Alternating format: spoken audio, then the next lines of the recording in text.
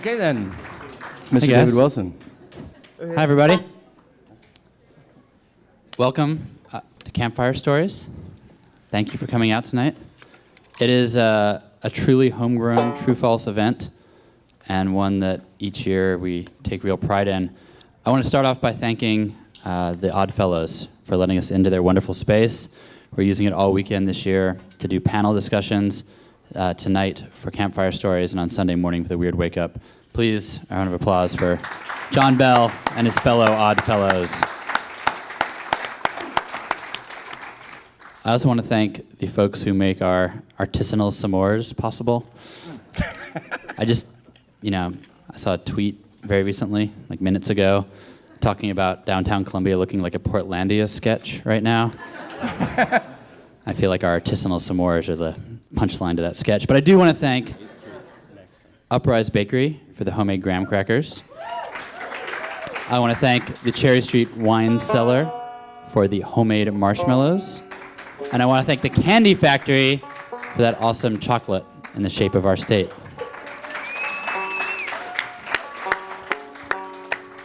So for those of you who are Campfire Story veterans, tonight's format's a little different. Dustin Hammond, Josh Fox have joined us as sort of more vocal musical guests than normal. They'll be telling stories, they'll be playing songs, and in between those songs we have a great roster of directors who will be telling stories. Stories of scenes that got away, stories of moments that they almost captured but didn't. And you should know that it's a scary thing for a director to tell these stories. It sort of reveals a certain a flaw, a weakness. It reveals something that maybe they wish they had done and didn't. So I'm really grateful to the directors here today who are going to come up and going to share. And the stories will be funny and sad and heartfelt and all those wonderful things that good stories are. But it's a process of opening up, and it's something that we think Campfire Stories is especially good at. So with that, I'll get off the stage and leave it to those who do better up here. Thank you, guys. Josh Fox, take it away. And thank you. So, thanks so much, David Wilson. True False Film Festival, I was here 4 years ago with my film Gasland. I have never been able to leave. I come every year to the True False Film Festival because it's simply the festival with the most character and the most honesty and the most documentaries and the most fun, and it's amazing. And I'm really grateful to be here tonight at the International Order of Oddfellows Temple. I don't know what the International Order of Oddfellows is, but I know that you've all now been inducted simply by walking into the door, and I think there will be duties assigned to you as you leave. So it is, as only information I could gather was that it's a secret society started in England. So I don't know what you've just signed up for. I can tell you that this campfire is not real. It's an amazing facsimile, though. So what we're going to do is tell some stories. I've been charged with hosting a little bit, playing some songs with Dustin, who I met here in Columbia, Missouri, in the Regency Hotel at 4 in the morning on a couch in the lobby where there were many people playing songs and smoking and drinking, and the owner was sort of like over there in the corner. He was like, yeah, whatever. It was that kind of place. And the next year we did the same thing until 4 in the morning, and then it got torn down. And weirdly, like the sort of ghost of that Sunday night at the end of True False where musicians would gather on the couches has resurrected itself over and over again. Last year it happened and there was all these weird sort of go-go dancers involved. But that's another story. And this year I feel like it's that vibe right here. I'm also supposed to tell a story. I have a lot of duties. I'm supposed to tell a story in 3 parts, play the banjo a lot, and then introduce all these amazing filmmakers. So if I get on your nerves and you want me to cut the story off, just be like, just shut up now. It's over. It's too late. But I want to just say that we met there in that, and Dustin sang this incredible song about a dead bird. I never heard anybody sing a song about a dead bird. It was so amazing. And I said, who are you?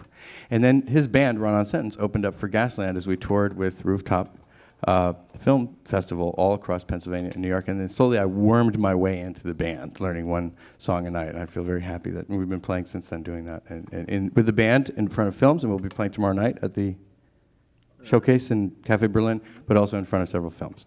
But the first filmmaker I'm going to introduce, and I'm just going to do that, is Jared Alterman, not Alter Boy, he told me, Jared Alterman, who made a film here at the festival, right, about the Regency Hotel. And also, I'm a great fan of his work because his films were projected on the side of the Regency Hotel in the last year that it was in existence, that I was staying there. And there were these amazing things that I would just stand on the street and like stare at these projections on the side of the hotel. So it is my honor and duty and privilege to introduce Jared Alterman. Take it away. God, honor, and before I even get into my film, speaking of the international, what is this called again? I keep asking you. Oddfellows. If I grew up in Colombia, this is exactly where I'd have my bar mitzvah. It just occurred to me. Do you guys do bar mitzvahs here? Well, this is like a secret society, so actually what I was thinking about, you could have secret films followed by secret bar mitzvahs. Think about that for next year. I love your town. Can I just say that before I even launch into this? I love Colombia. Audience participation. Who here remembers the Regency Hotel? Okay. Who here has stayed at the Regency Hotel? Oh my God, what is wrong with you? What did you like most, sir? Was it the cigarette burned carpet? I like that. The It was the tile that was coming off everywhere. The tile. Was it the elevator of doom? Was it the yellow ice from the ice machine? Was it the toxic smell of ammonia or bleach that soothed your nostrils as you went to bed and, of course, woke you up in the morning? Despite its idiosyncrasies, I love the Regency Hotel. And a couple years ago, David Wilson called me up and he invited me to come out to True False to project some of my weird experimental art films on the side of the Regency. So I've never been here. I had no idea what to expect, but I arrive. And I was a little confused because the festival was kind of spread out in all these amazing venues that we all know about. And my films were projected on the side of some really weird, shitty hotel. That was my, that was the beginning of my True False experience. But I remember after like the opening night, after a lot of free booze and a lot of free appetizers, I think I was heading back to the hotel to like change a jacket. I was with you, I remember. And I was a little inebriated, and holy crap, there it was. Like, I forgot. There was my weird projections on the side of this hotel. And suddenly it all started to make sense. And I remember walking up, and there was a little crowd gathered.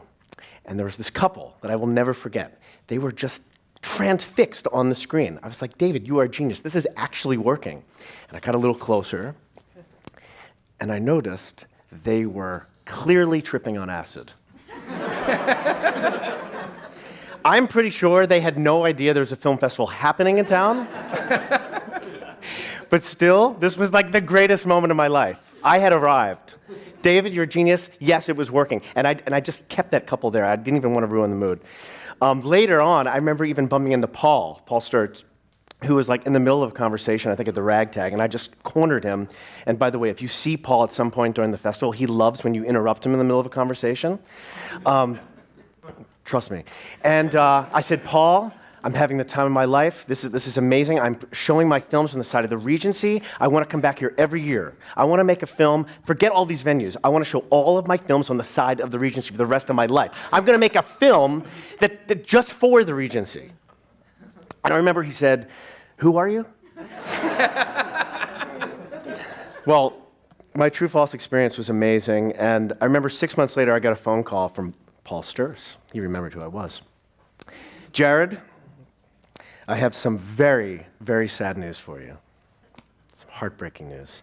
Your beloved Regency has been slated for demolition right after Thanksgiving. tears. Real I know, tears, I feel Josh. your pain. You I know feel what I'm your talking pain. about. I do. I mean, for those who don't even know what I'm talking about, the Regency, beside its wacko, disgusting decor and the yellow neon lights and the yellow ice and the weird asthma that you got when you got home and all this stuff, the Regency was this like crazy hangout. You don't know what I'm talking about? Love asthma. Like during the festival, like after the screenings and after the parties and after the after parties, people were just hanging out in the lobby. I remember seeing you there. I mean, clearly no one wanted to stay in the room, which is why they're hanging out in the lobby. But it really was this place. But Paul had some good news for me. He said, Jared, don't fear. I'm bringing you back to Columbia, and you and I are going to make a film together about the Regency. This is unbelievable when I wrote this down, because this is what Paul wanted to do. He said, Jared, we are going to do a New Orleans-style voodoo memorial in which there's a celebration of a last breath of a vital cultural entity. Only Paul could come up with something like that. He wanted to do what we called like an art heist. We were going to take over the Regency, and this is going on. Like, I'm going to spare you the details of the negotiations between like the old owner and the new owner, but we got permission to do this art heist. We were going to invite the Rabbit Hands Art Collective, and they were going to kind of take over a floor in the hotel, wound up being the 5th floor. They were going to do whatever they wanted to it. They were going to turn it into this living, breathing installation. And the last night, after kind of doing this for a week, we were going to invite the public for this farewell party. Well, I bought my plane ticket the next day. So, to sum up our week, let me look at my notes. Yes, Paul. I said, Paul, I have one caveat if I do this with you. Because of this vital cultural entity you described, clearly everyone in Columbia was going to be checked into the Regency Hotel its last week to say goodbye. I mean, I was imagining families and artists and musicians and filmmakers and people from around the world. I mean, the weird sorority dudes and the frat guys and like the weird pimps and the drug dealers. I mean, I just figured this hotel would be filled. Right? Except when I arrived, ladies and gentlemen, there was one person checked into the hotel. She was an 80-year-old woman named Mary, who treated the Regency as her anti-retirement home. So while all her friends checked into retirement communities, she adopted the Regency as her retirement center for the past 5 years. Okay, check. We got one character. And we found another character who was not staying in the hotel, but he was our, as Paul describes, our 17-year-old drug-addled maintenance boy, Rainey, who was doing like everyone's job, from like parking cars to cleaning to like picking up cigarette butts to getting really high with his girlfriend, which would explain why he was hired and then fired and then rehired again. This kid was amazing. And by the way, if you're here tonight, both Rainey and Mary, I love you dearly, but what the hell did I get myself into? Okay, double down. This is what we're going to do. We're going to cross-cut between these two characters, splice in some art, and we're going to have a film. Well, a very short film. So to sum up my week, amazing interviews with Mary. We were hanging out. I mean, imagine this room that you're checked into for like 5 years that normally people check in a hotel as they leave. I mean, this has like become her home. Great conversations with Mary whenever she decided to answer our questions. Rainey, when we interviewed Rainey, he was kind of cool for about an hour, and then he would just like disappear, and then 10 hours later he would resurface with his like girlfriend, his dog, and like a trunk full of narcotics. But between these two characters, it really was turning out to be like some amazing stories. The week started to get a little crazy.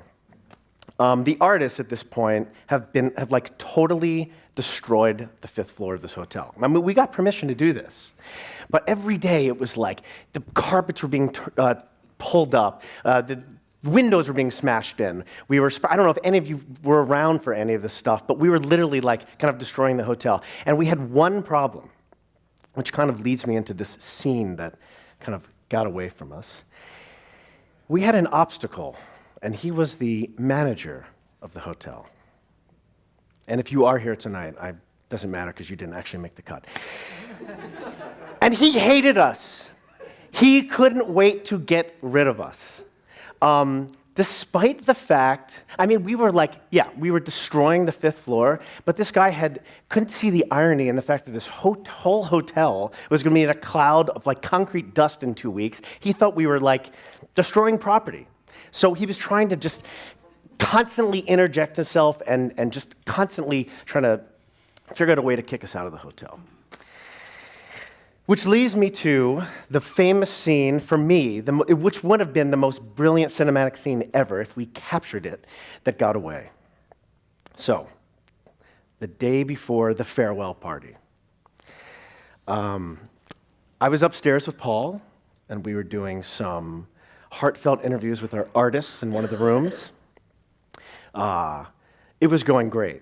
I mean, they were really close to finishing the installation. It was really looking cool. I mean, you couldn't even recognize this hotel anymore. And suddenly, we hear this, like, rumbling. It sounds like a train behind us. And it's a man who starts screaming at the top of his lungs. So, mistake number 1 for all you future filmmakers out there, I stepped out of the room, left my camera inside, and I was like, what the hell is going on? And it's Jay, the manager of the hotel. I have had it. You people make me sick. Property has been stolen. Property has been stolen, ladies and gentlemen, and that's it. Cameras off, lights off. I'm kicking you all out now. It ends tonight. Okay, I mean, this dude, and I really have to describe this well. This is a very mild-mannered man. For those of you, like you said, we used to have all-night parties at the Regency. We've clearly pissed this guy off. His face was red, his mouth was foaming, his eyes had like gone black, screaming about this property that was stolen. Okay, Jay, well, what was it? Calm down. You know, we're pretty good here, man. We just got 1 day left. We're making a good movie. Everything's fine. No, property has been stolen. The owner's property has been stolen, and I want you all out tonight. It ends tonight. Okay, well, I'm thinking, a vintage bottle of wine, a cash register, a vintage photograph. I mean, what? Jay, okay, fine, calm down. What is stolen? Please tell me what was stolen so we can get to the bottom of this. Well, I'm going to tell you what was stolen. It's the owner's Santa Claus statue.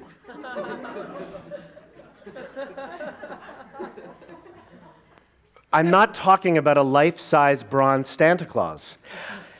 I'm talking about a 2-foot plastic Santa Claus statue that was probably made in 1975. A piece of crap that we all saw and we didn't want anything to do with. Okay, Jay, okay, we're going to find the Santa Claus. And now, this is when it kind of gets insane, which is, again, why didn't I film this? Jay runs downstairs, screaming again on the top of his lungs. Cross-cut to Paul. Now, Paul and Jay start kind of going at it in the lobby. Paul, at this point, is like, grappling. No, Jay is calling the owner. No, I haven't found the Santa Claus. It's done. I want these guys out. That's it. Property has been stolen. And Paul is texting Rainey, our maintenance boy. He's our last hope. Rainey, please help us. No response, of course, because he disappeared. Now, let's cross-cut back upstairs. This is when Paul and I separated. I've decided to play private detective. I was convinced one of these artists had something to do with the Santa Claus. But one by one, they each proved their innocence to me. I was just thinking, like, what were they doing? Some horrible things they were doing with St. Nick. But, so then we crossed back down to the lobby. At this point, and Paul's a very reasonable man, Jay was a reasonable man, these two were screaming at each other. This guy was going to kick us out of the curb. It was over. I mean, it was absolutely done. Lights off, we wanted the cameras out, and they were screaming at each other. And Paul, at this point, didn't give a shit. I mean, there were so much negotiations to actually make this happen that it didn't even matter. I really thought at this point, and we all thought, this was going to be over. We would never have a film. We would never have the last scene, which was the whole point of this film, was to have this farewell party, when suddenly, I swear to you, as if in a dream, this marijuana cloud appears in the door. And who is it but Rainey, to quote Paul, our 17-year-old drug-addled maintenance boy, screaming on the top of his lungs, "Stop! Stop everything! I have found the Santa Claus!" I got your text. I know where the Santa Claus is. It was the maids. The maids took it. I saw them loading the Santa Claus and a bunch of Christmas decorations in the truck of their car. I have found the Santa Claus. Do not kick these people out. They're good people. Ladies and gentlemen, not only did Rainey save our film, but this was the day a boy became a man. And I leave you with that last scene. And if any of you have a drink in your hands, I'd love to raise a toast to the Regency Hotel. You will always be missed but never forgotten. Thank you very much.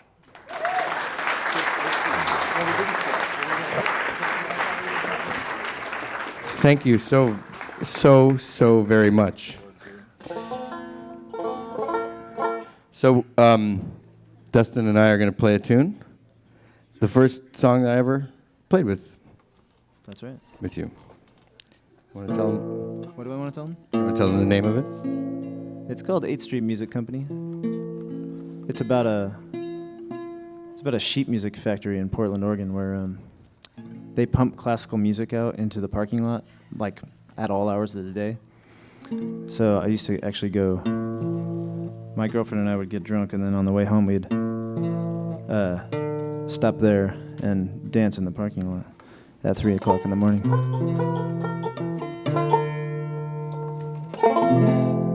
Goes like this. A little out of tune. Campfires make guitars go out of tune, just so you know. I couldn't look at my face anymore. I had to leave. So many times we tried to work it out, walking on eggshells. Now I can't forget the place where we danced at 3 in the morning, between the train tracks and the music in the overhang. I can hear you breathing. Don't give this place away, when I will stay here together forever in my mind. Don't give this place away, we will always be here dancing in the street light. Don't give this place away, when I will stay here together forever in my mind. Don't give this place away, we will always be here dancing in the street light. I've been watching out my window, and I think it's just a waste of time. There could never be enough sunlight to bleed these puddles dry. Could there ever be enough sunlight to bleed these puddles dry?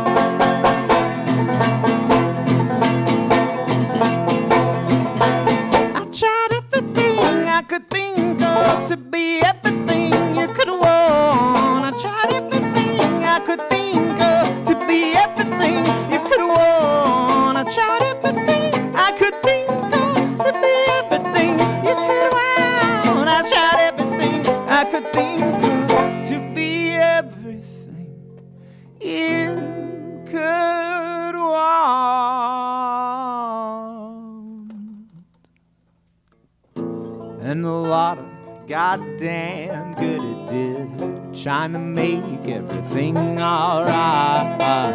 A lot of goddamn good it did. I still hear you breathing underneath the streetlights. A lot of goddamn good it did, trying to make everything alright.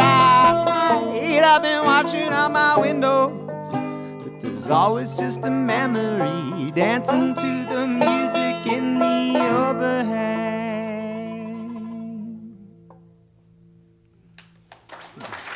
Thank you. Thank you. Okay. Well, thanks very much. I'm going to do the first part of my little story here, which is about, I forgot to introduce, did I introduce the theme or did David do it? The theme here is about the scene that was never filmed, that was the greatest scene that was never filmed. Just to fill you in now. That's our theme. I'm going to tell a story in 3 parts spread out throughout the evening. The first part is in Pennsylvania. The second part is in Africa, in Zambia. And the third part is in the White House. The first 2 parts were filmed. As a lot of you probably know, I made this film called Gasland. It was about the threat to the Delaware River Basin of the natural gas industry and fracking. All you need to know about fracking is probably the word fracking. It's just how it sounds. But this was about the first time, that I had heard the word when my family on our 19.5 acres right off of a trout stream that connected to the Delaware River heard that word for the first time. The gas industry came in. They were offering people gas leases all over the Delaware River Basin.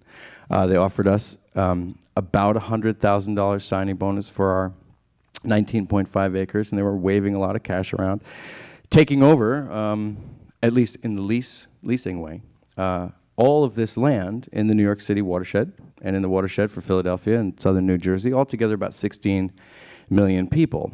And they said to us, if we'll give you this money if we can just frack you, And it didn't sound so good, Then I found out, of course, that there's this drilling campaign going on in 34 states all across the United States of America, and that the natural gas industry was exempted from the Safe Drinking Water Act by Dick Cheney's and George Bush's Energy Policy Act of 2005. And they were actually injecting toxic material under the ground. And as many of you probably, documentary junkies that you probably are, have maybe, hopefully, seen the film, or at least seen this clip of people lighting their water on fire. Because water contamination, air pollution, health problems, all these things, an incredible industrial takeover happens in these places where gas drilling is happening. And I'm telling this story on the day that the State Department released a very, very unfortunate report about this pipeline, the Keystone XL, that said it was fine, it was no problem. Many of you may know that there have been protests going on against this huge pipeline from the Canadian tar sands, bringing tar sands oil down through America, through the heartland, through the Oglala Aquifer and down to the Gulf of Mexico. And people like James Hansen, the person who actually discovered climate change for NASA in the 70s, has said this is game over for the planet if we approve this pipeline and unleash all this carbon into the atmosphere. So it looks as if the Obama administration, the State Department, John Kerry, one of the first things they'll do is to approve this pipeline. And so it's a dark day for environmental movement today, and it's been very difficult to sort of deal with this defeat after 2 years worth of civil disobedience. And to close just this section of the story about Pennsylvania and the stream, the truth is, one of my favorite stories, sayings, is that you can never step in the same stream twice. It's a Greek saying. I think it was Herodotus. Does anybody know if I've gotten that right or wrong? Anyone at the Oddfellows know your Greek sayings? What? Heraclitus. I knew it was one of the H ones. Heraclitus, thank you. You can never step in the same stream twice. Which means, and as a person who grows up along a trout stream, you know that every year the snow melt causes a little bit of a different embankment. If you have a lot of rain, you have a raging current. If you have a drought, you see boulders that were never revealed before. And every year it cuts out a little bit of a different swimming hole over here, a little bit of a different pathway. But what it means is that we're living our lives. We're living now. And that you can never really go back and step again. And in that context, I think, when you realize, as a filmmaker, that you can't go back and get that guy running down the hallway, and that if we do totally screw up the climate, it's much more than my trout stream, And that leads me to introduce our next filmmaker, who was so insistent that I get her name right. She wrote it on my hand, upside down. So I'm going to introduce Narvaj Harash. No. Sarah Gavron, who made the film The Village at the End of the World. Thank you. On about a small town in Greenland. That's right. Which someday may be beachfront property. Well, it might be at this rate, yeah. No, this is a hard act to follow, all you guys. But anyway, it feels appropriate because I've made a film about this tiny community living in the Arctic. And until 10 years ago, when they got the internet, they used to sit each evening by a campfire telling stories as their only form of entertainment. But the storyteller would be not me, but a shaman, who was the intermediary between the animal world and the human world. And the wind drum would be played through the story. We're replacing it by a banjo. But anyway, my story is about the scene that got away. It's really about the scene we fundamentally needed to make our film work, but we didn't get it. So what it is that we were filming, and we only had a handful of characters. We were going to follow them in this tiny village of 59 people across a year, and we were focusing. It evolved as we went along, but we realized that the two main characters in our story were Carl, this alpha male hunter who was keeping alive the tradition of hunting. He was the only one to catch a polar bear each year across the region, and he was trying to save this village of 59 people. Used to be many more, and each year, that's the wind drum, each year it was falling, and if they fell below 50, the government was going to close them down. And this village had been there for hundreds of years. So he was trying to reopen the fish factory, and he was emerging as the hero of our piece. And we had Lars, who was the polar opposite of Carl. He was the only person in the village who didn't want to be a hunter, which made him a social outcast. He was pretty much the only teenager. He was 17.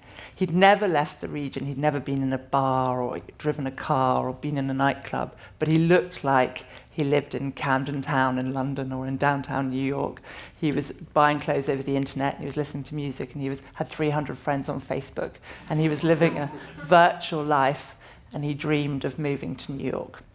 And so we had these two characters, and our producer back in London, who knew that we were quite inexperienced documentary makers, we were both fiction filmmakers, me and my husband. He'd been filming Downton Abbey and Game of Thrones and had no clue about documentary. I'd been doing fiction. She knew that we really didn't know what we were doing, so she was ringing us up and saying, "Where's your story?"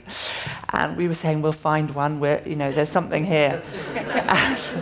Anyway, so as we went along, we realized that Lars was living with his grandparents, and we didn't know who his parents were. And he was working in the shop in the village. Now, this was a village without a hotel, without a bar, without anything. It's just houses and a shop.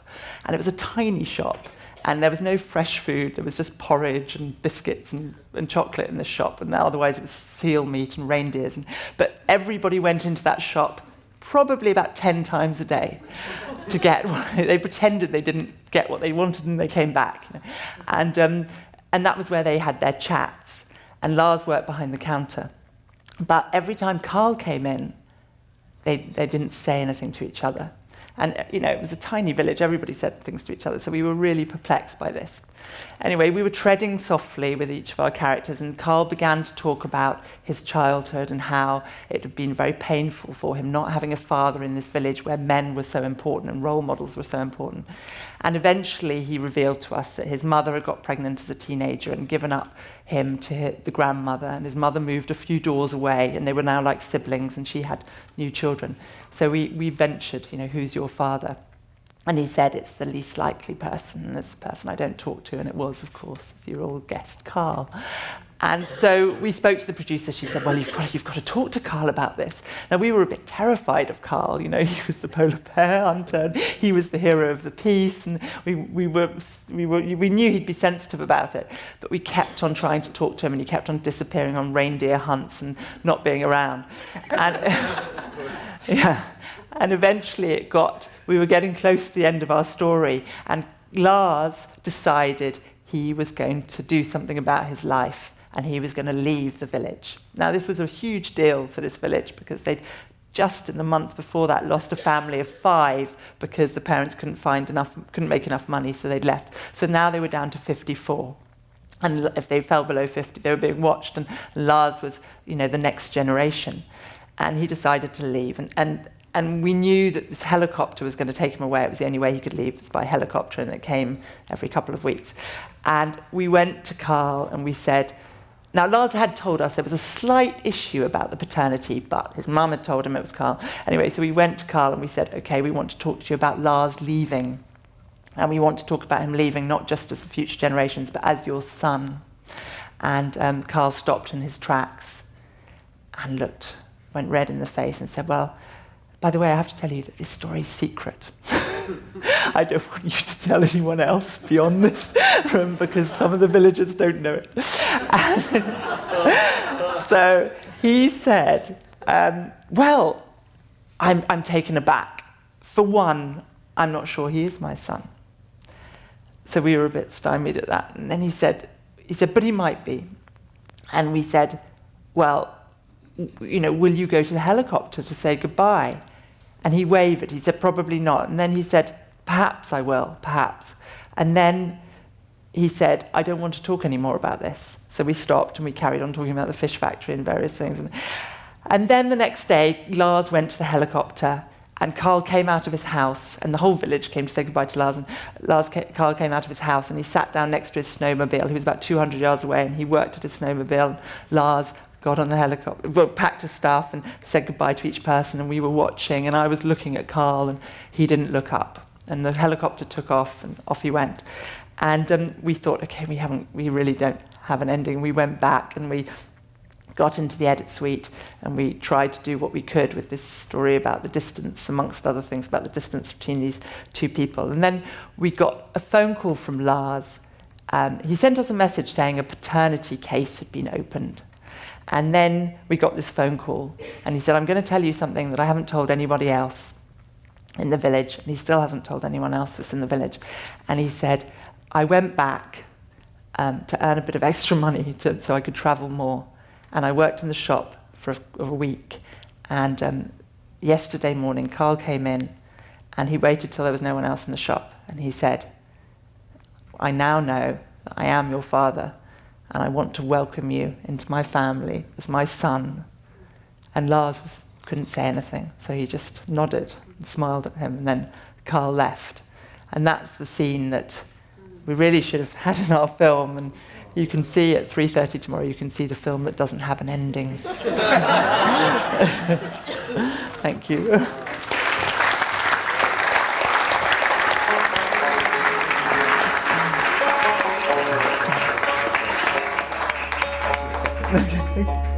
We've got reindeers and Santa Claus. The reindeers are being hunted and the Santa Claus is being stolen. The next, I'm scared of what's going to happen in the next story.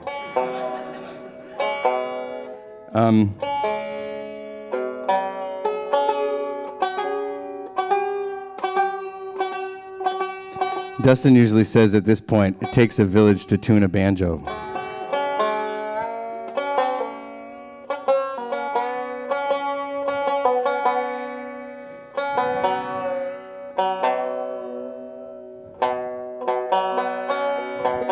Because if it's wrong, it's just really wrong.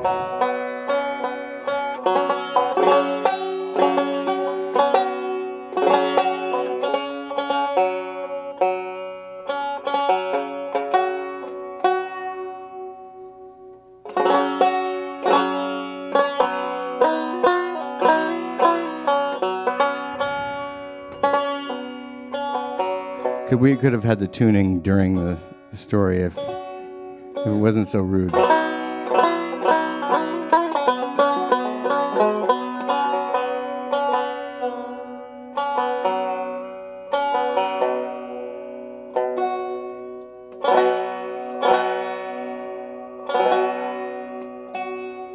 How to completely destroy your own show.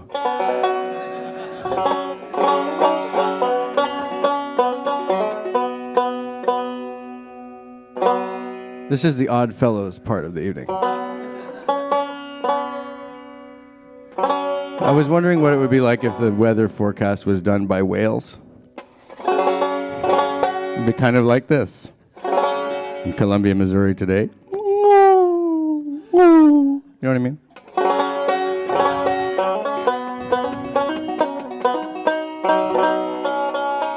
You think it's okay? Okay. I'm going to do a little banjo piece now. It's a little bit of a musical journey to introduce our next speaker.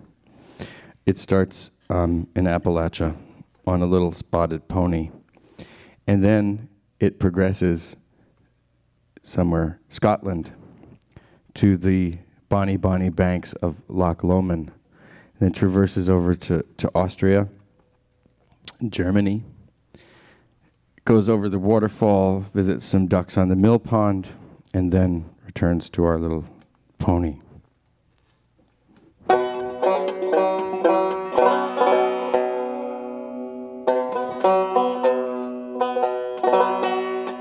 Maybe I should do this on another night.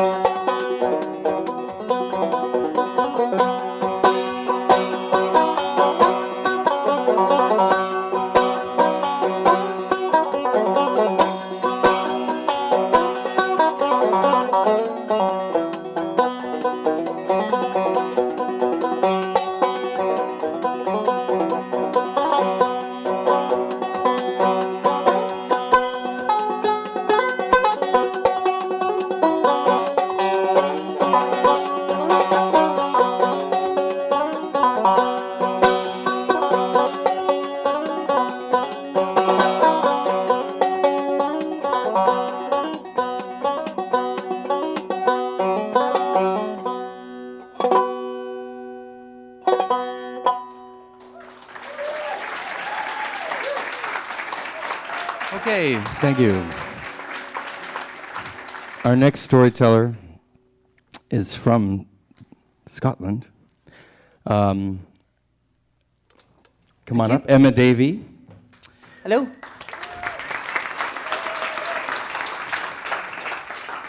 She's going to tell a story about her film, I Am Breathing. Okay. Thank you.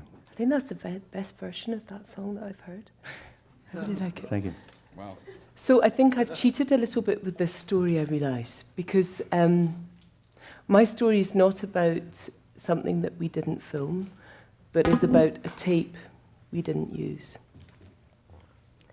So it was the tape that we wanted to forget about. For weeks, it lay in a shoebox under the edit suite, unseen, unedited, unlogged. It wasn't long after Neil, who was the main character of our film and had been a friend of ours, had died. And we filmed the last 6 months of his life, and he was a young man, he was only 34, and he died of a very difficult illness, which you call Lou Gehrig's syndrome, and which we call motor neuron disease. And it had been really hard for us to be with Neil at this stage of his life. So it was also hard to look at this footage again and to work on the film. But Neil had a very practical, no-nonsense approach to communicating about his illness. He wanted to communicate about it. He wanted the film to be made. And he had this expression, which he would say in his Yorkshire accent, I just have to man up. And I guess we kind of felt that we had to man up in the edit suite and get on with the business of working on it. So we tried to just get on really professionally and work out how to tell a story out of this thing, of these last months of somebody's life. I co-directed the film with this wonderful friend of mine called Morag. And Morag and I worked really well together. And I would sit at the edit suite, and Morag would sit beside me. And we wouldn't really talk much. We kind of had one of these working relationships that we could just kind of understand what each other were thinking. We kind of grunted occasionally and ate lots of chocolate and drank far too much coffee. So we didn't have to say much, but one tacit understanding that we absolutely had was that this tape would remain in a shoebox under the edit suite for quite a wee while to come. And then Janus came. Janus was a fantastic editor who worked in Denmark. He's called Janus Bileskoff Jensen, and some of you will have seen his films. He edited Burma VJ, which you may know, or he edited Girl with a Dragon Tattoo, the original, not the American one. He edited the shorter version of The Act of Killing, which is here. And he's a fantastic editor, and in a way was a bit of a hero of mine. And I really wanted him to work in the film, but he didn't quite have time, but he agreed that he would come and mentor us. And in Denmark, they've got the most fantastic way of working in edits, where they have this way of kind of challenging you, but being quite playful at the same time.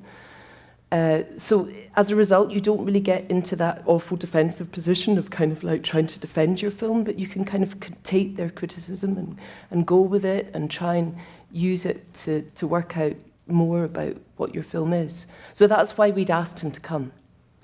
And he turned up and he wore this beautiful black hat, man in about his 60s, this beautiful black hat. And he had a rolly suitcase and a long black coat. And he turned up like our editing shrink that was going to sort out all our problems. So he came, and we sat in the edit suite with him, looking at all this footage. And he didn't really kind of edit much, but he asked us questions, and those questions, I think, kind of helped us go deeper with trying to work out where we were going with our film. But one thing we managed to not do was look at this tape, which remained in the box under the table. Until one lunchtime when we went out with Janus. Janus liked a good lunch, so we went out and we had a good lunch. And then he turned to us and he said, so have I seen all your footage now? And we had to confess, no, well, there is this one tape, Janus, that we haven't quite managed to bring ourselves to see. And he was like, so tell me about this tape. And this tape was a tape that we actually hadn't shot ourselves, but had been shot by Neil, who was the main character of our film. It had been shot by his family the day before he died. And it was him reciting his last blog. He kept this incredible blog throughout the last months of his life, and it was this blog that had created the backbone of our film. And we knew that it had been an incredible effort for him to speak at this stage. He could barely breathe, but he had gathered the strength to speak in this last blog. And we also knew that at that stage he was choking quite a lot. So we really found it hard to see this tape. But anyway, Janus rolled up his sleeves and said, this is what we'll do after lunch. So we sat down at the edit suite and we were waiting and we looked at it. And gradually as the tape played, Janus went further and further towards the screen, putting his glasses up and going, interesting, interesting. And we, on the other hand, went further and further away from the screen with tears rolling down our cheeks, just finding this last tape so hard to watch, but also so incredibly surprising. Because it wasn't just a tape of a man saying the last words, which were effectively the last words that he said, but it was much, much more than that. So in this tape, he talked of his desire to go to the hospice to die, and he was only 34 at the time. But Neil, being Neil, who was such an amazing man, he didn't only say this. He managed to use the remaining energy that he had to communicate to do things like correct his wife's punctuation. So he'd be reciting it, and then suddenly he'd go, and she would be, what was that? And go, what was that? Semicolon? You're saying semicolon? You're wasting your last breath and telling me semicolon? So, and then he'd do other things, like he'd begin cracking these jokes. And it was like, she was just amazed by him, that at this stage, when he had this remaining breath, that he had that ability. And I thought I'd just read you some of the blog, because his words are really much better than mine. But, I mean, it might just give you an idea of what it was like. So he said, it's a difficult, bordering on impossible decision for me to make. He's talking about his decision to go to the hospice. As I have to decide whether to ease the suffering or hang on for the purely selfish notion of seeing them, that's his family, for an extra few days or minutes. The reason I have chosen to go to the hospice tomorrow is to draw the curtains over what has been a devastating, degrading year and a half. But then he totally spun it around and shifted to comic mode. You may have noticed that some of the jovial nature of my usual entries is or has been somewhat lacking over the last day or two. Please don't think that this is because I can't. It is merely to help Louise, his wife, carry on the baton without too much pressure to be as witty. She was groaning when he was saying this. I accept comedy as being one of my natural gifts. Just don't expect the same from Louise, my beloved, and here's this fantastic word, wid spouse. So it's kind of widow and spouse. And spiddle. So he made these words out of... Anyway, he obviously thought it was a very important joke to communicate, and it just said so much about the man that this is what was important to communicate before he died. So anyway, the camera tape ran out soon after, and he sent his cousin Jill out to get another one. And yeah, it's very typical of Neil that what we thought would be just tragic and awful was actually so much more surprising and so much more human and so much more incredible than just that there was this joke and there was this play in words and there was this insistence on the semicolon. And yeah, it just amazed us.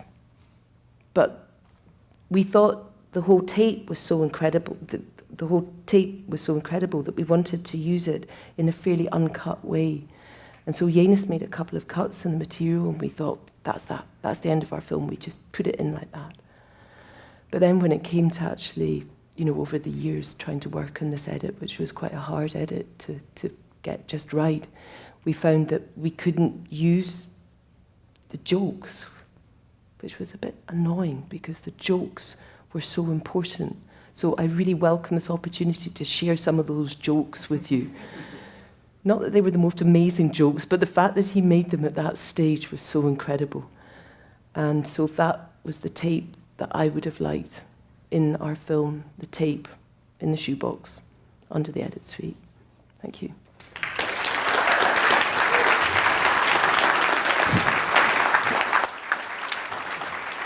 Thank you so much, Emma.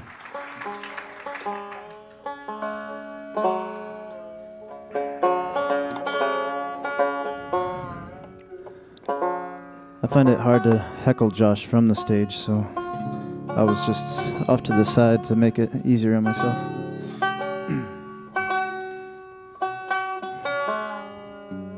This is a song I do, I made this song for like a Song of the Month club that I do, or I call it Community Supported Music.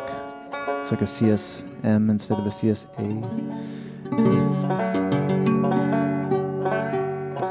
And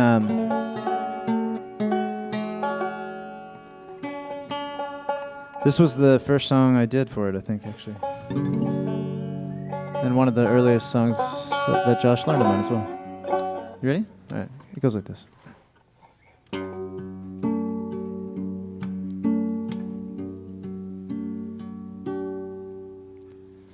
Feathered black angels out in the concrete, picking at a possum.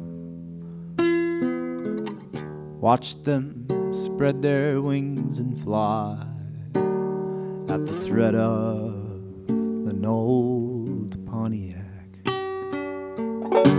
Knuckles buckled, turning wide, clutching at the weight.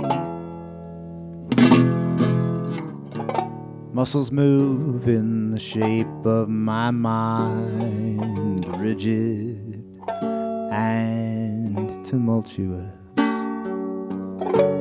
but all cold and damp disguise. Tell me where you've been.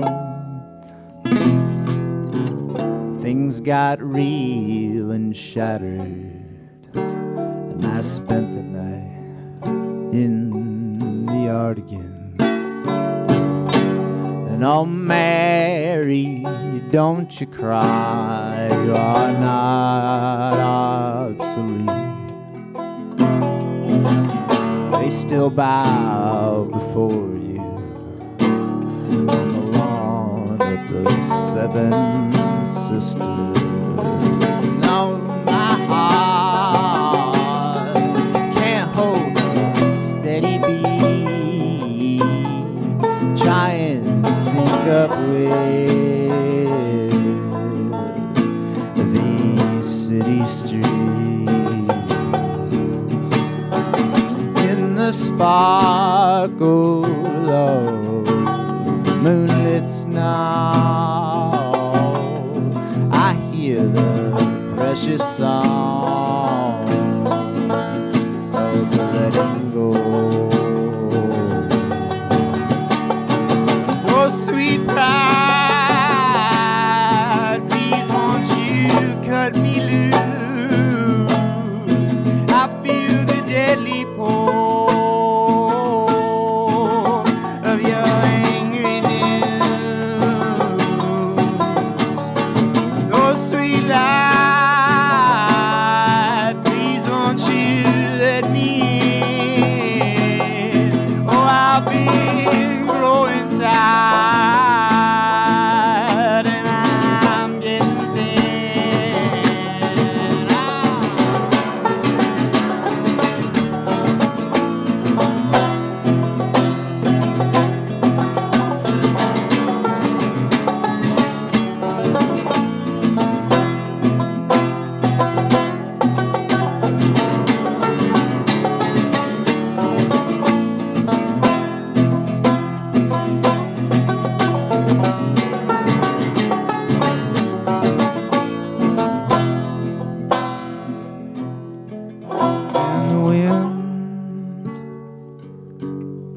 Oh, it blows. Yeah, the wind. Oh, it blows. The wind. Oh, it blows.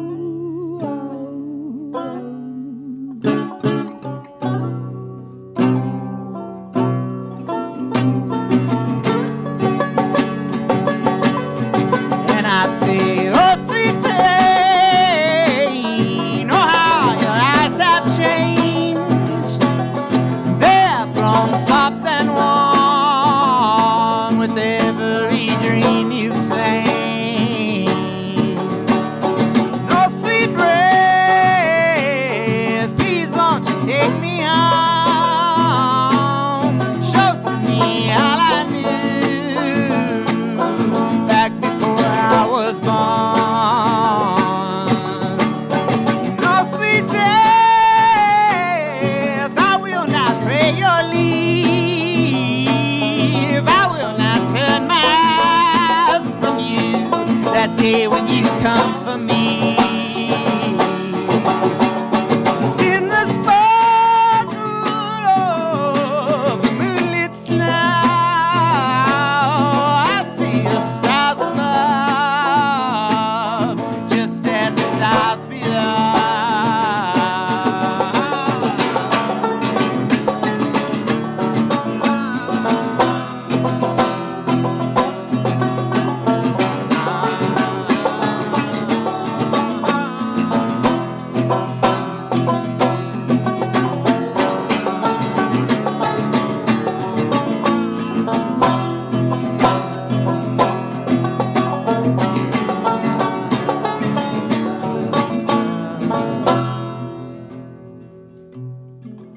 And the wind,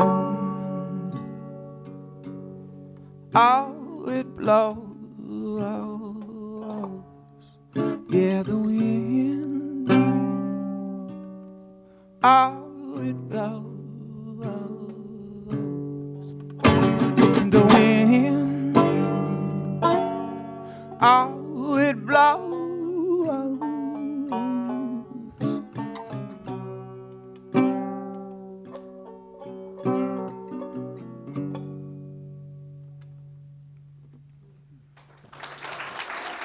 Thank you. Dustin Hammond, the amazing songs. Dustin's songs are kind of, I feel like they're stories in themselves. They have a beginning, a middle, more middle, an end, another end, and then they come back again. Yeah, no one asked how long my songs were when they told us to play a song. in Nobody between asked how long everybody's any of this stuff was. We're here for a while, you know, folks. This fire is hope not you're all even comfortable. begun to burn out. It's, you know, it's like. So I'm in Africa with this crazy Dutch guy named Marco Krapels, who is a banker from this bank called Rabobank. Rabobank, actually. It's really the name of it, Rabobank. R-A-B-O Bank, Rabobank. They're the largest agricultural bank in the world, and they also develop renewable energy. And he, on his own, has found this county in the country of Zambia that has absolutely no light. No electricity, no light, no nothing. Zero. And he has developed his own charity called Empowered by Light, and he's found this manufacture of tiny little solar panels that have a round light, and you can charge the solar panel during the day, and it is this orb, and you can also have light all evening, and kids can do their homework, right? Because they were actually, in their huts, they had lamps made of dung, so they were burning dung at night, and sometimes they would burn their huts down. It was very dangerous, a lot of very smoky. So he was going around with this guy named Joe, who was a tribal leader, a member of the royal family, distributing all these solar lights. And these solar lights also had an option that you could charge your cell phone. They had no power, but they had cell phones. And cell phones, the cell phone towers were solar powered. And you'd go to town, and some people would walk for 6 days to get to a guy who had a solar panel and a bunch of car batteries, and he was a barbershop solar panel phone charger guy. So now if you got one of these other lights, you didn't have to go to get walk into town, you could maybe charge it at home or kids. But the main point was that kids would have light at night to do their homework, and education would start to thrive in this place. And I'm trying to remember the point of the story. The point of the story is that we went to this one shopkeeper who had received one of the lights in town, because they gave out a bunch of them in town to sort of introduce the idea and say, we're going to try to do this sustainable development strategy, have renewable energy in this place in the world, just skip the grid, skip the fossil fuels, just give solar to the people and have solar irrigation and solar light in schools. And they just did this. They electrified through solar lights this entire high school. And they keep working for it. You can look them up, Empowered by Light. And I go into the shopkeeper, and he's got one of these solar lights. And he's got a refrigerator in the corner that runs on natural gas. It's a refrigerator with a tailpipe. Not kidding. He's like sitting there, and the refrigerator's like, brum, brum, and to keep the sodas cooled, and there's a tailpipe in there, and there's getting emissions. It's like running a car inside of your store all the time. And I said to him, do you like the solar? He said, yes, we need more solar panels to run the refrigerator. We don't want to have this gas-powered refrigerator anymore. And we get to talking. I said, well, what do you sell around here? And they have all this weird sort of different products. I'm checking out the different products. And they love Obama. They love Obama in Zambia. There are Obama T-shirts, Obama diapers on babies. And I look in the corner and say, what is that? And it's an Obama pen. And it looks just like a Bic pen. Exact rip-off of a Bic pen. Instead of Bic, it says Obama. And there's a box with Obama's picture, and it says, an ideal everyday pen. And I looked at him and I said, do you have John Boehner whiteout?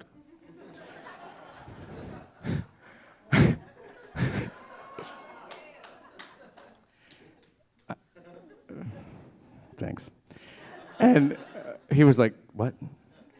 No. I said, give me the whole box. I'm going to buy the whole box.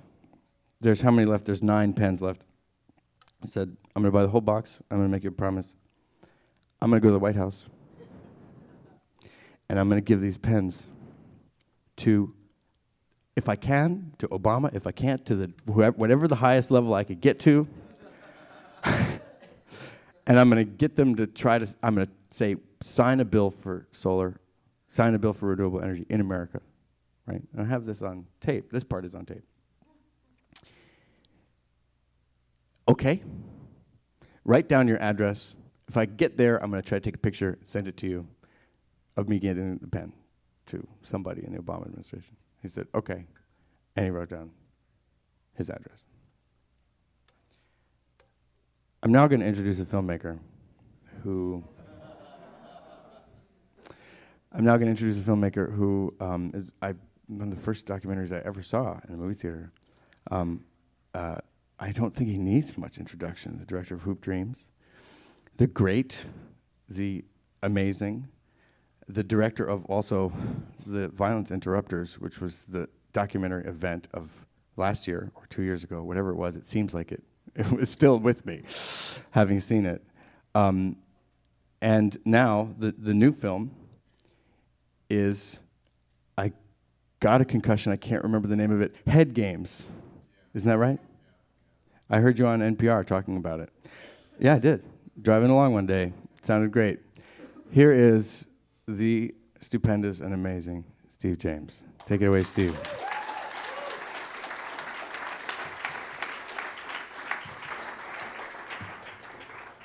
Well, first of all, I want to give a plug. I've seen I Am Breathing. I saw it at IDFA, and you really should see this film. It has a lot of humor in it. You succeeded in that. It's brilliantly edited, so you guys learned well from the Dutch master, and it's a really, really moving, wonderful film, so you really should see it. And I want to talk to you after this.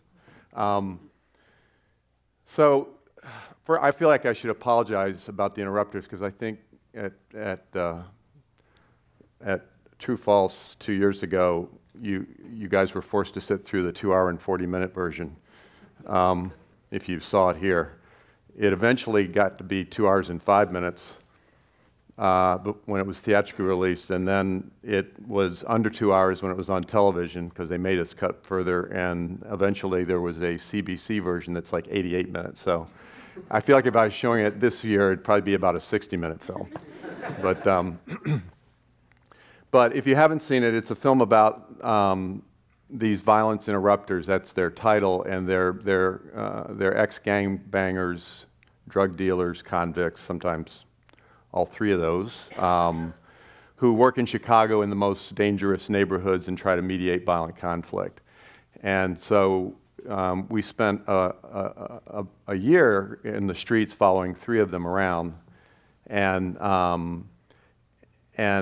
you know, one of the things that all of the interrupters will tell you is that they are, you know, their relationship to the police is problematic, to say the least, because they're out there trying to do work in the communities when there's violence, or sometimes there's a murder and they're trying to prevent a retaliation, but they're not there to try to figure out who did it and snitch to the cops, so the cops don't like it. The cops are really skeptical of them. The cops refer to them as hug-a-thugs. So one of the interrupters we followed was a guy named Kobe Williams, and just to give you a sense of his relationship to cops, Kobe had done 3 stints in prison, and he would tell us that if he went out on a date with someone and the cops would pull him over, the cops would look at his record and tell the woman he was on a date with what his record was. And he would say, why are you doing that to me? And they felt obligated to tell the woman what he'd served prison time for. So the relationship is strained at best. So we were out near the end of our shooting with Kobe, and he was going to hang out with another interrupter, a guy that we had tried to follow actually from the start, a guy whose nickname is Swank. And he's in the film in little ways. He's got this real gravelly voice and you know, unmistakable guy.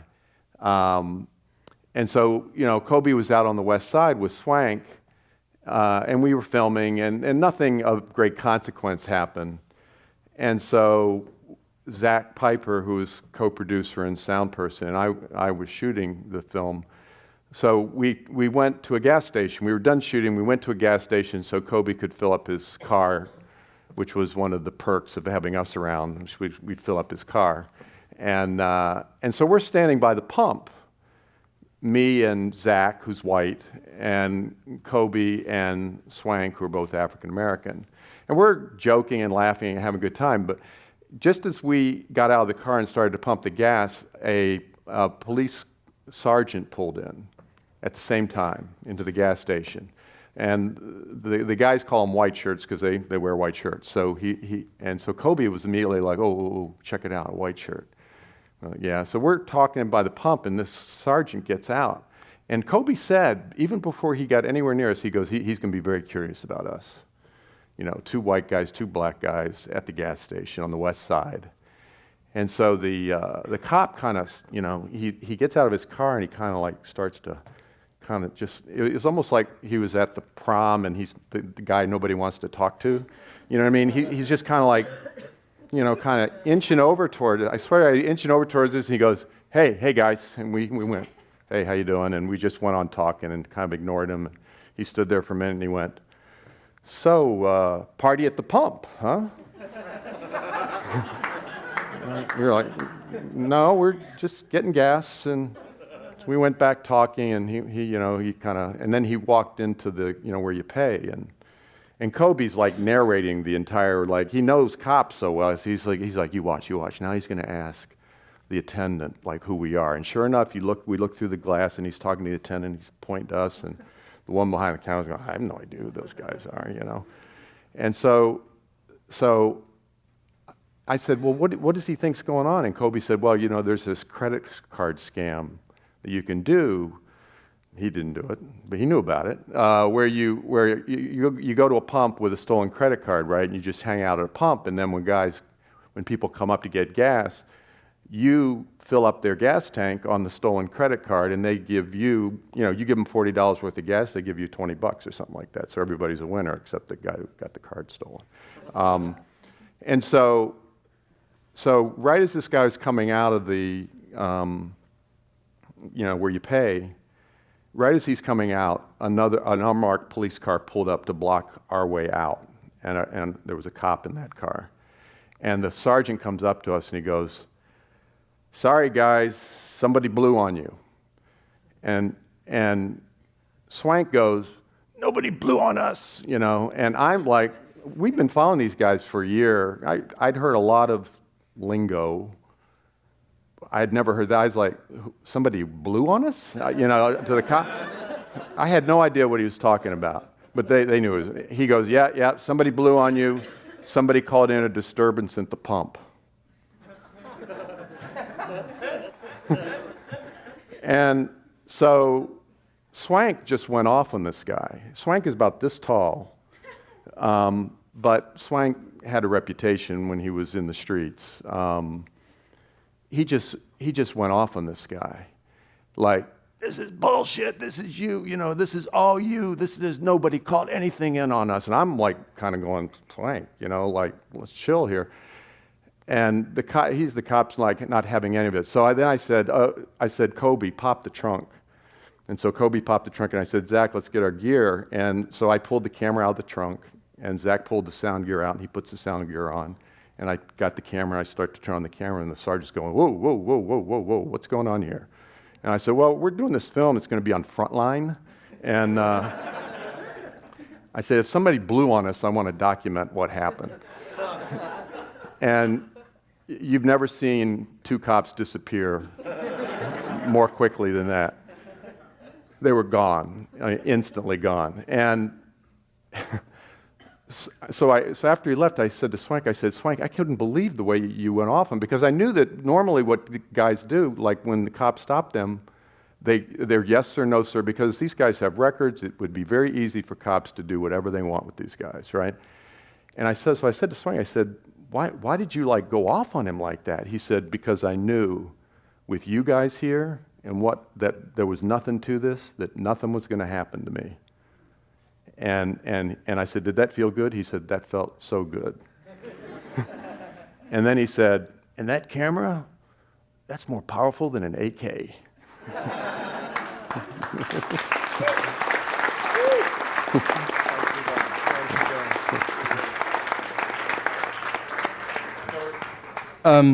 Okay. I'll just finish up my story here, and I think Dustin's going to take us home. We have 2 more songs, but it's been a while, right? We're going to just do one of them.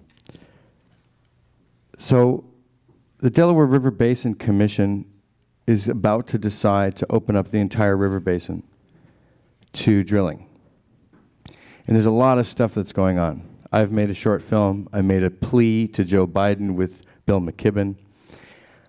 There were thousands of people who attended civil disobedience trainings because the meeting was going to happen on November 16th, and we were going to totally take over the meeting of the River Basin Commission and disrupt the meeting with a massive, probably several thousand person civil disobedience action in this meeting. So we're preparing to do this on the Monday. The weekend before, I am calling everyone I possibly can. The River Basin Commission is 5 members: the governors of New York and New Jersey and Delaware and Pennsylvania, and the representative from the Obama administration. The vote is 2 votes to drill the river basin, 1 against, and 2 undecided. The 2 and 3 out of 5 wins, right? So the 2 undecided are Delaware and the Obama administration. We need them both. Or we at least need Delaware to flip so that the Obama administration is the deciding vote on fracking the Delaware River, and they get the blame. And I have an upcoming meeting at the White House, at the Council on Environmental Quality. And I'm not saying that this thing that happened during this meeting had really anything to do with what happened. What happened had a lot to do with the fact that there were 3 years of organizing and 3 years of campaigning and a feature film and many, many, many petitions and letters and 100,000 public comments and protests and all these things that were getting ready to happen.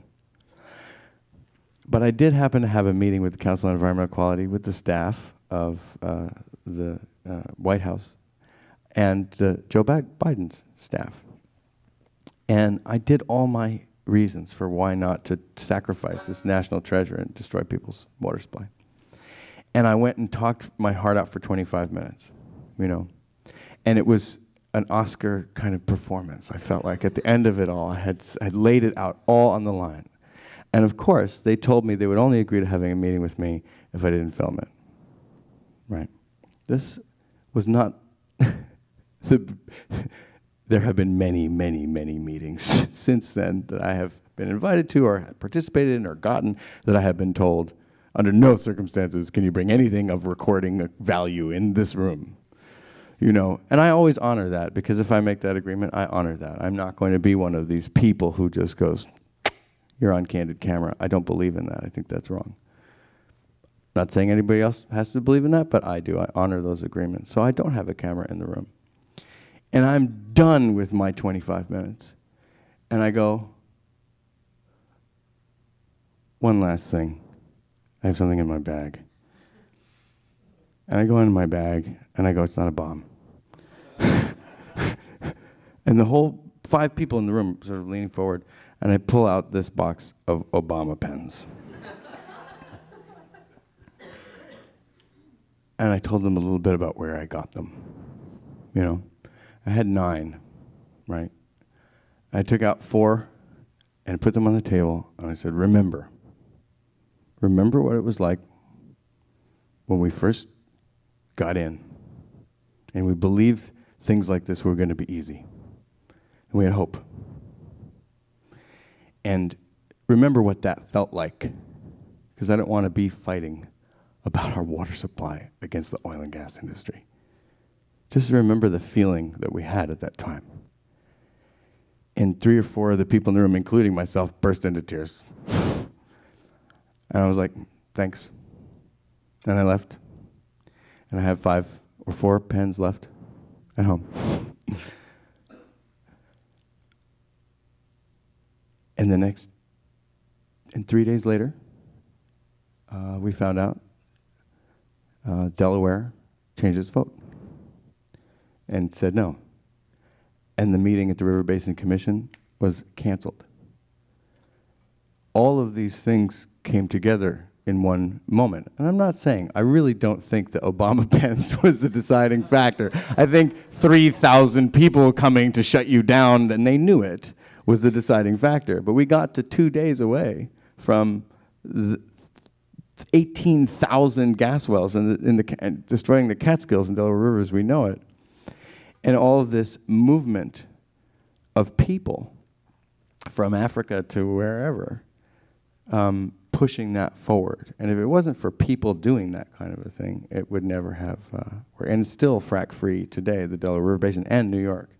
So on this dark day of losing a huge, or potentially the first step of losing this huge environmental battle, I think we have to remember that there are these scenes that are coming, and we still have a lot of work to do. And I just want to say I'm so grateful for all of your stories tonight.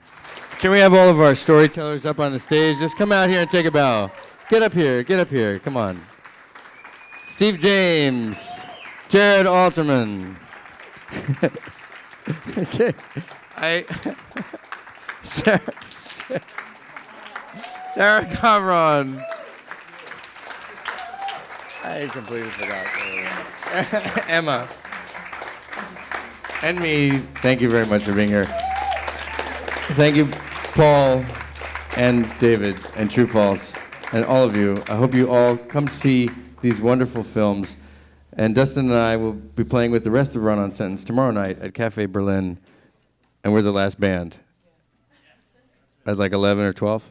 Something like that. All right. Thanks very much for being here. We love you.